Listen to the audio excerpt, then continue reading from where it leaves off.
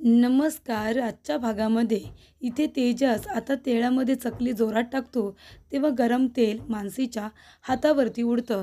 तेव्हा तेजस म्हणतो, "sorry, sorry. ते मला कळलं नाही तेल एवढं गरम आहे आणि मी पटकन त्याच्यामध्ये चकली टाकली." आणि तो मानसीचा हात आपल्या हातामध्ये पकडून आता तिच्या हातावरती फुंकर मारत असतो. तेव्हा इथे तेजस विचारतो, की "आता बरं वाटतंय का?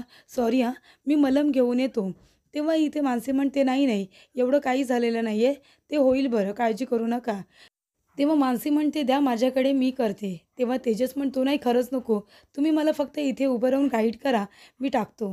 मानसी म्हणते, की एका बाजूने, एका कोपऱ्याने चकली हळूहळू सोडायची, तेलामध्ये पटकन नाही टाकायची. तेव्हा तेजस आता इथे एक-एक चकली टाकतो. म्हणतो, की "किती टाकू एका वेळेला?"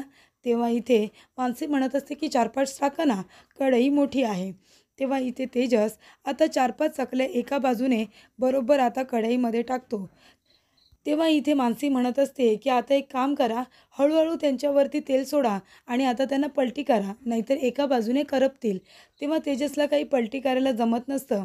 तेव्हा मानसी तिथे येते. तेजसचा हात पकडते आणि त्याला आता सांगत असते, की चकली कशी पलटी करायची ते. तेव्हा इथे आता तेजस खूपच जास्त आता अनकम्फर्टेबल होतो आणि तिच्याकडे बघायला लागतो. तेव्हा इथे तेजस आता लगेच आपला हात बाजूला करतो.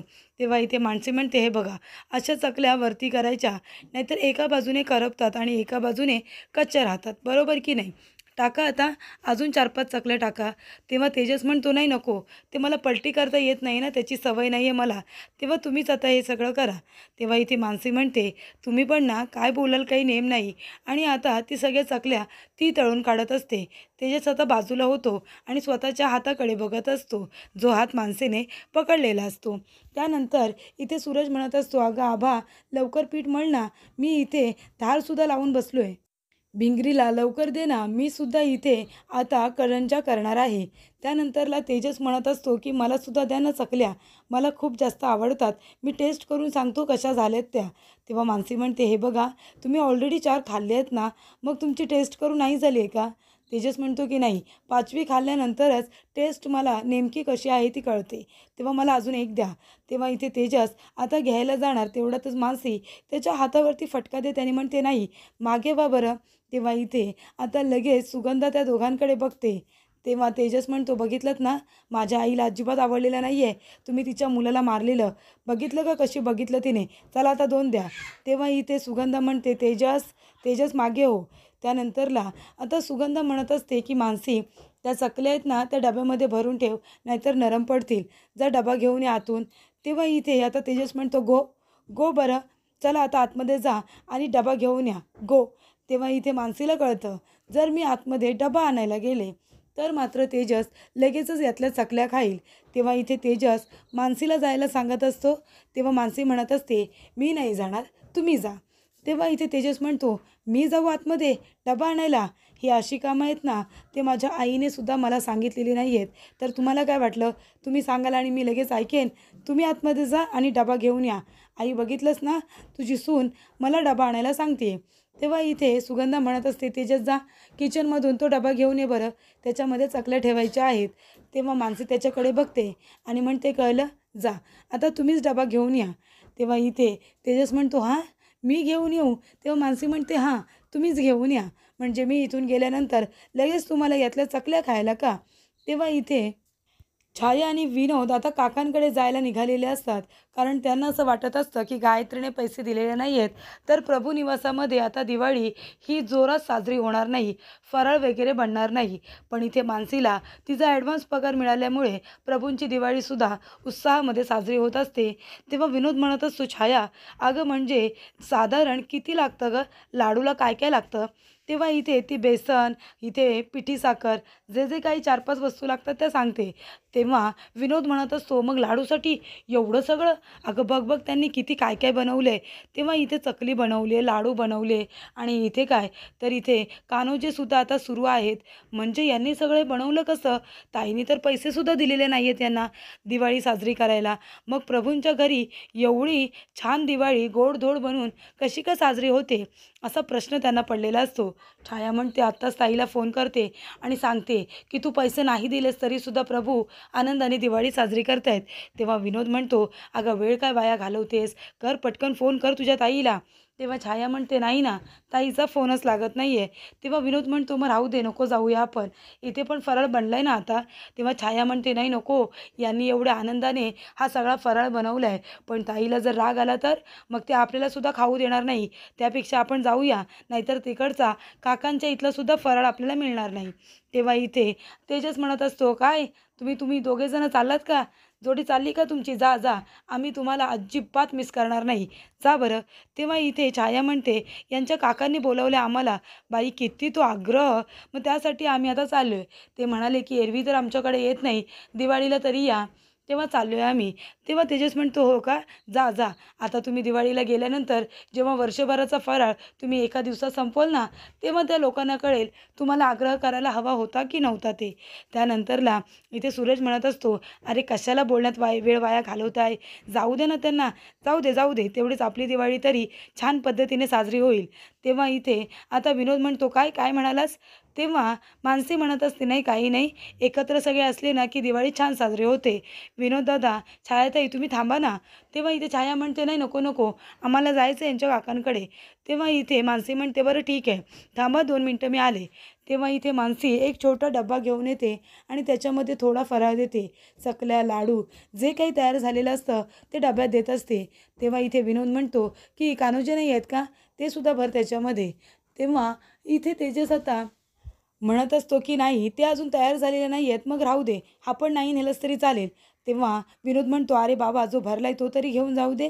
तेव्हा तेजस म्हणतो, बाय बाय, जा लवकर, काही परत येऊ नका. तेव्हा आभा म्हणते, अगं वहिनी, तू कशाला त्यांना फराळ दिलास, अगं तुला माहिती नाही आहे आपल्या इथे फराळ होणार नव्हता ना प्रभूंच्या घरी, कारण गायत्री वहिनीने पैसे नाही दिलेत, म्हणून हे दोघं जण चालले होते काकांकडे दिवाळीच्या फराळासाठी. तेव्हा मानसी म्हणते, जाऊ दे गा आभा, आता हे बघ, तो त्यांचा गुणधर्म झाला, माणसं तशी वाईट नाही आहेत, पण वाईट संगतीत आहेत ना, म्हणून ते लोक तसे वागतात.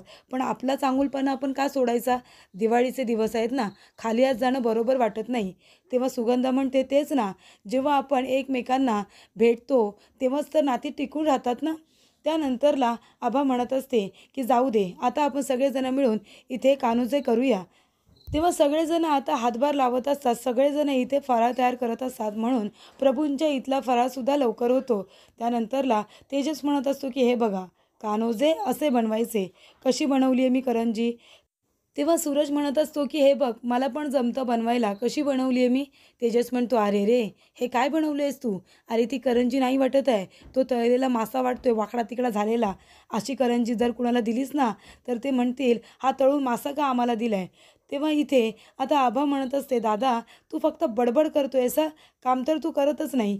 तेजस म्हणतो, आणि तू काय करतेस गं, तोंड चालवण्यापेक्षा ना हात चालव, हात, नाहीतर तुळशीच्या लग्नापर्यंत आपली इथे पोळ्या लाटतच राहशील, कळलं का तुला. तेव्हा आभा म्हणते, तू तुझा बघ आणि भेटतील तेव्हा खा मग. तेव्हा इथे मानसी म्हणत असते, बरं चला, आता आपल्याला लवकर लवकर कामं उरकायची आहेत, अजून थोडा फराळ बाकी आहे. तेव्हा इथे सूरज म्हणत असतो की जर आपला बंटी असता तर किती छान झालं असतं ना. तेव्हा इथे बंटी म्हणजे कोण, असं सुद्धा मानसी विचारते. तेव्हा इथे सुगंधा म्हणत असते, अगं बंटी म्हणजे गायत्रीचा आणि दिनेशचा मुलगा, माझा नातू. तेवढ्यातच इथे आता बंटी आलेला असतो. बंटी म्हणतो की काका. तेव्हा इथे तेजसला, घरातल्या सर्व लोकांना आता बंटीला सणासुदीच्या दिवशी घरी बघून खूपच जास्त आनंद होतो. आबा म्हणते की बंटीला आहे ना गायत्री वहिनी हॉस्टेललाच ठेवते, इथे त्याला ठेवतच नाही. तेवढ्यातच इथे आता दिवाळीच्या सणांना बरोबर बंटी आलेला असतो. तेव्हा आबा म्हणते, बंटी, अरे काय फक्त काकालाच भेटणार आहेस का, आत्याला नाही भेटणार आहेस. तेव्हा इथे आता बंटीला ती उचलायला जाणार, पण बंटी आता उंचसुद्धा झालेला असतो. तेव्हा इथे तेजस म्हणतो, बघितलंस, अगं तू बघ केवढी आणि आपला भाचा बघ केवढा, तू आता 25 वर्षांची उंची बघ तुझी आणि तो बघ. तेव्हा इथे आता बंटी म्हणत असतो, आत्या तू माझे गाल ओढतेस ना, म्हणून मी तुझ्याकडे येत नाही. तेव्हा तिथे आता नानासाहेब येतात आणि म्हणतात, अरे हा कुणाचा आवाज आहे, मला फक्त आवाजच येतोय, कोण आलं इथे दिसत नाही आहे. तेव्हा इथे बंटी धावत पळत आता नानांकडे जातो आणि म्हणतो की नाना मी आलोय तुम्हाला भेटायला. तेव्हा इथे नानांना खूप आनंद झालेला असतो. ते बंटीला हे सगळं प्रेमाने बोलत असतात. तेव्हा सूरज म्हणतो, अरे माझ्याकडे येणार नाही आहेस का काकाकडे? तेव्हा इथे सूरज त्याची पप्पी घेतो. तेव्हा बंटी म्हणतो की काका मी तुला सांगितलं होतं ना लास्ट टाईम की तू तुझी दाढी कर म्हणून, मग तू का नाही शेविंग केलीस? सांग बरं तू हे सगळं काढून का नाही टाकलंस? तेव्हा इथे सूरज म्हणतो, का रे तुला टुकते म्हणून का? तेव्हा इथे बंटी म्हणतो, हो ना. त्याच्यानंतर बंटीचं लक्ष आता मानसीकडे जातं. तेव्हा तो म्हणतो, काका 1 मिनिट जरा मला खाली उतर ना. आणि आता बंटी इथे मानसीकडे जातो. मानसीकडे गेल्यानंतर तो म्हणतो की तुम्ही त्याच आहात ना? तेव्हा इथे आता सुगंधा ओळख करून देणार. तेवढ्यातच बंटी म्हणतो, 1 मिनिट आजी. आणि इथे आता बंटी म्हणत असतो की तू तर तीच आहेस ना जी जेवण छान बनवते, जिने तहान लाडू आणि भूक लाडूची रेसिपीसुद्धा केली होती. आणि तू सगळ्यांचं सगळं खूपच जास्त प्रेमाने करतेस, हो की नाही? तूच आहेस ना ती? तेव्हा इथे आता मानसी म्हणते, हो रे, तुला तर खूप माहिती आहे माझ्याबद्दल, पूर्ण अभ्यास करून आलेस का? तेव्हा इथे बंटी म्हणतो, हो, मला तर माहिती आहे. त्याच्यानंतरला बंटी विचारत असतो की काका तू लग्न कधी केलंस आणि मला का नाही सांगितलंस? मी पण तुझ्या लग्नाला आलो असतो ना. तेव्हा इथे तेजस म्हणतो, नाही रे, तुझ्या परीक्षा चालू होत्या ना, म्हणून तुला नाही सांगितलं. तेव्हा तेजस म्हणतो की आता तू आलेस ना, मग आता मज्जा कर. तेव्हा बंटी म्हणतो, गप्प बस तू, तू मला सांगितलं असतंस तर मी आलो असतो. तेव्हा इथे मानसी म्हणते, बंटी पण आता हे बघ, तू लग्नाला नाही आलास म्हणून काय झालं? तू आता आलायस की नाही दिवाळीला, मग आता आपण सगळेजण मिळून खूप मजा करूया, चालेल ना? तेव्हा इथे बंटी म्हणतो की चालेल. आणि तो तिला हळूच विचारतो की काकू तू आता माझी नवीन काकू आहेस ना, म्हणून तुला विचारतो, तू माझ्या काकाबरोबर लग्न कसं काय केलंस? तेव्हा तेजस म्हणतो, बंटी आता आत्याने गाल ओढून लाल केलेत ना, मी आता तुला असं मारून मारून गाल लाल करू का?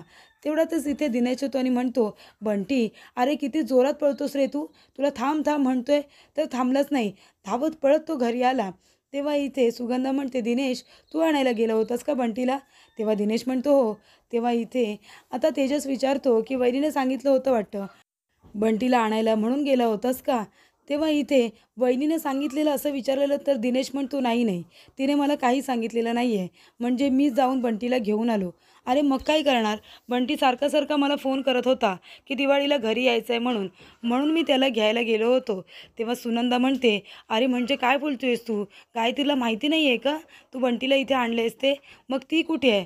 तेव्हा दिनेश म्हणतो, मला नाही माहिती, मी तिला इथून निघताना फोन केला होता पण तिने फोन उचलला नाही आणि आता तर स्विच ऑफ येतोय. तेव्हा बंटी म्हणतो, पप्पा म्हणजे मम्मा कुठे आहे? मला मम्मा हवी आहे. तेव्हा इथे दिनेश म्हणत असतो, हे बघ बंटी, मम्मा कुठेतरी बाहेर गेली आहे, ती येईलच एवढ्यात, तू काळजी करू नको हां, मम्मा येईल, मी फोन करतोय ना तिला. तेव्हा इथे आता बंटी म्हणत असतो की नाही मला मम्मा हवी आहे. तेव्हा दिनेश म्हणतो, हे बघ बंटी असा हट्ट करू नकोस, मामा येईल आता.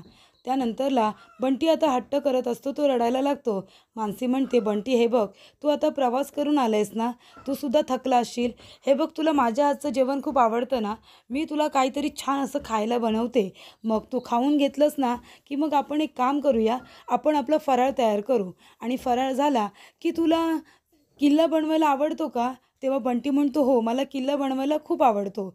तेव्हा इथे मानसी म्हणते, मग ठीक आहे, आपण नंतर सगळेजण मिळून छान किल्ला तयार करूया, पण आता तू खाऊन घेशील ना? तेव्हा इथे आता बंटी म्हणतो की ठीक आहे, मी खाईन म्हणून. तेव्हा मानसी आता त्याला लाडागोडी करते आणि किचनमध्ये घेऊन जाते. तेव्हा तेजस म्हणत असतो की वहिनी घरात असली तरी प्रॉब्लेम, नसली तरी प्रॉब्लेम. तेव्हा इथे दिनेश आता सारखा फोन लावत असतो गायत्रीला, पण ती फोनच उचलत नसते. तेव्हा सगळेजण आता गायत्रीची वाट बघत असतात आणि काळजीसुद्धा असतात की अजून कशी आली नाही म्हणून. तेव्हा इथे आता अभा म्हणत असते की कुठे गेली असेल बरं? तेव्हा मानसी म्हणते, त्यांचे कुणी नातेवाईक वगैरे आहेत का? आबा म्हणते, नाही ना, त्यांचे असे जास्त नातेवाईक पण नाही आहेत. तेव्हा इथे तेजस म्हणतो, आणि असले तरी यांना बोलवायची रिस्क घेईल तरी कुणी? तेव्हा सुगंधा म्हणते, पण ती न सांगता जाते ना, जीवाला अगदी घोर जोर लावते. आबा म्हणते, आई अगं ती कधीतरी आपल्याला सांगून जाते का? नाही ना, तिचं नेहमीचंच आहे ते. कुठेतरी गेली असेल तिच्या कामानिमित्त, तू कशाला काळजी करतेस? तेव्हा इथे सुगंधा म्हणते, आबा मोठी वहिनी आहे तुझी, असं बोलू नकोस तिला. तेव्हा दिनेश म्हणतो, आई अगं तू कशाला आबाला ओरडतेस? माझं बोलणं झालं आहे आता तिच्याबरोबर, गायत्रीबरोबर. ती कुठेतरी हॉटेलच्या कामानिमित्त 1-2 दिवसासाठी बाहेर गेली. त्याच्यामुळे काळजी करण्यासारखं काही नाही आहे, असं दिनेश सांगतो.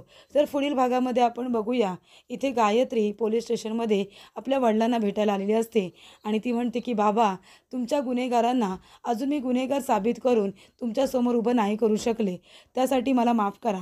पण आता नाही, आता मला कुणाचा बळी जरी घ्यावा लागला ना तरीसुद्धा मी घेईन, मी जीव घेईन त्यांचा, पण मी आता त्यांना सोडणार नाही आहे.